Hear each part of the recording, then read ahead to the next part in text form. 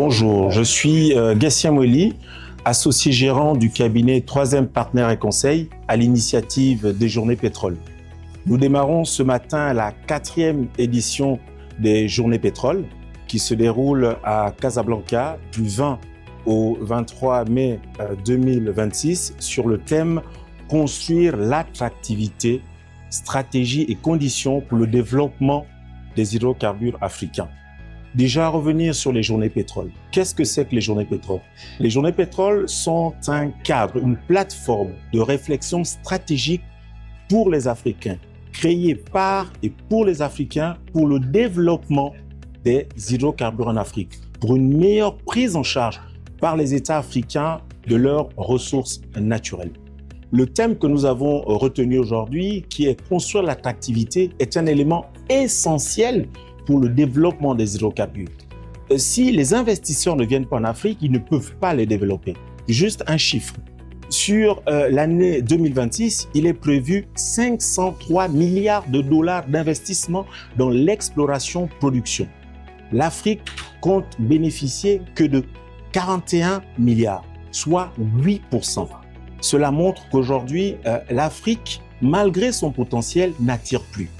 Et le but de ces échanges, le but de ces discussions aujourd'hui à Casablanca, c'est de pouvoir trouver des solutions concrètes, des solutions durables pour assurer le développement des ressources africaines.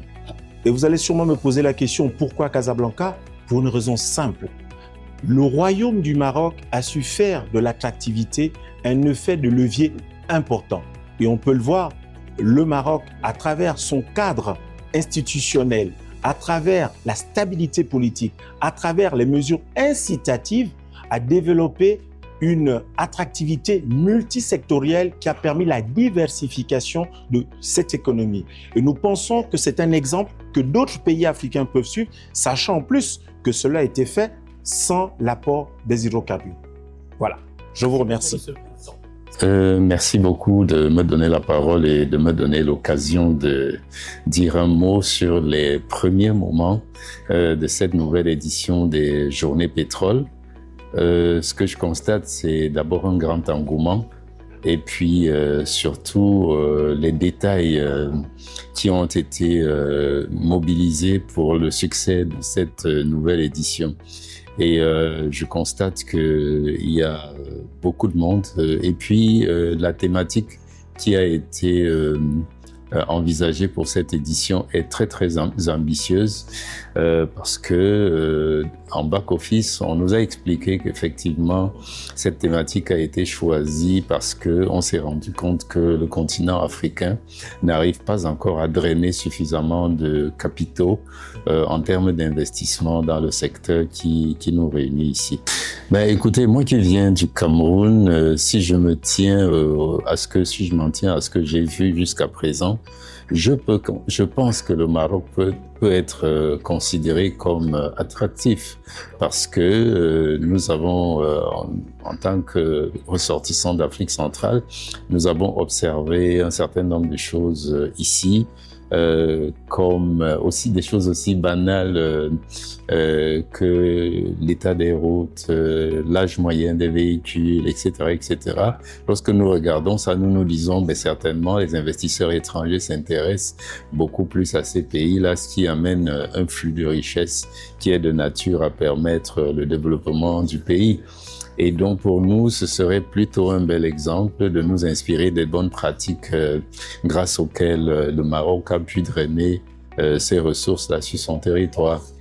Mais lorsque nous avons écouté les premières interventions, effectivement, ça nous a laissé comprendre que on pouvait être optimiste. Il me semble que vous avez suivi les mots assez forts du cabinet 3M, du directeur général du cabinet 3M, qui véritablement a touché du doigt les problématiques qu'il faudrait adresser pour que finalement nous ayons un minimum d'attractivité, nous aussi, du côté de l'Afrique au sud du Sahara. Ben, écoutez, l'enjeu est exactement le même que pour tous les autres pays d'Afrique centrale, parce que si vous regardez bien, les pays d'Afrique centrale sont plus ou moins des pays jumeaux en termes à la fois d'opportunités et de difficultés.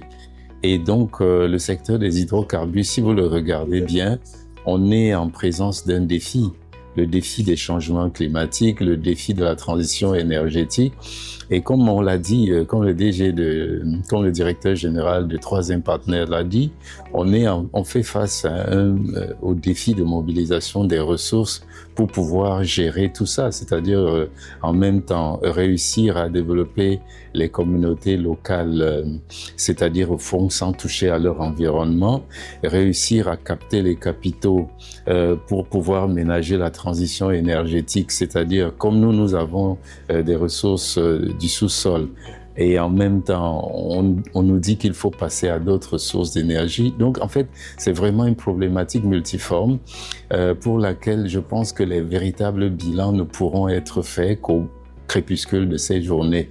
Mais je pense que tout a très bien commencé. On a de bonnes raisons d'être optimistes. Maintenant, nous espérons que les échos de ces journées parviendront aux oreilles des personnes qui sont susceptibles effectivement de nous accompagner dans les efforts que nous souhaitons fournir pour développer nos pays et spécialement les communautés qui sont impactées par les exploitations des produits du sous-sol. Oui, bien sûr, je pense que j'aurais peut-être dû le dire au début, je parle au nom du groupe Juridaf. Nous sommes un cabinet de conseil juridique et fiscal.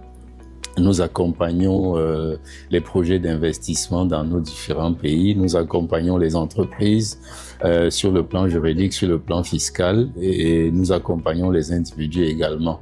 Voilà, l'entreprise est basée à la fois au Cameroun et au Gabon. Et pour tout vous dire, notre slogan, c'est l'expertise juridique internationale. Voilà. Merci beaucoup. L'Office des ports et rails du Gabon est honoré d'avoir été associé à cette 4e édition de la Journée Pétrole. L'impression, elle est intéressante, elle est bonne, dans la mesure où, en ce qui concerne le secteur de la logistique portuaire, nous avons été associés pour accompagner ces journées. Il faut quand même rappeler que quand on parle de l'énergie pétrolière, autour de l'énergie pétrolière, il y a ce qui est logistique. Parce qu'il ne suffit pas d'explorer, d'exploiter, mais encore il faut organiser l'expédition quelque part de ce qui est produit. C'est dans ce sens que le portuaire trouve tout son sens dans ce qui concerne le Gabon. Aujourd'hui, vous voyez que tout s'appuie sur le port, que ce soit donc à Port-Gentil, que ce soit à Libreville, donc pour l'exploitation donc de tout ce qui est produit pétrolier. Et d'ailleurs, au Gabon, l'Office des ports du Gabon abrite la plus grande base logistique qui s'occupe de tout ce qui est manutention des engins vers l'exploration ou l'exploitation en offshore.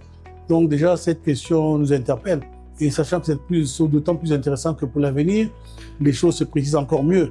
Sachant que nous avons quand même des grandes réserves pétrolières en ce qui concerne l'offshore, les deep offshore. On parle à peu près de 60% de réserves encore non exploitées au niveau du Gabon. Donc cela suppose une meilleure organisation des activités logistiques, donc pour accompagner le monde pétrolier, avec donc tout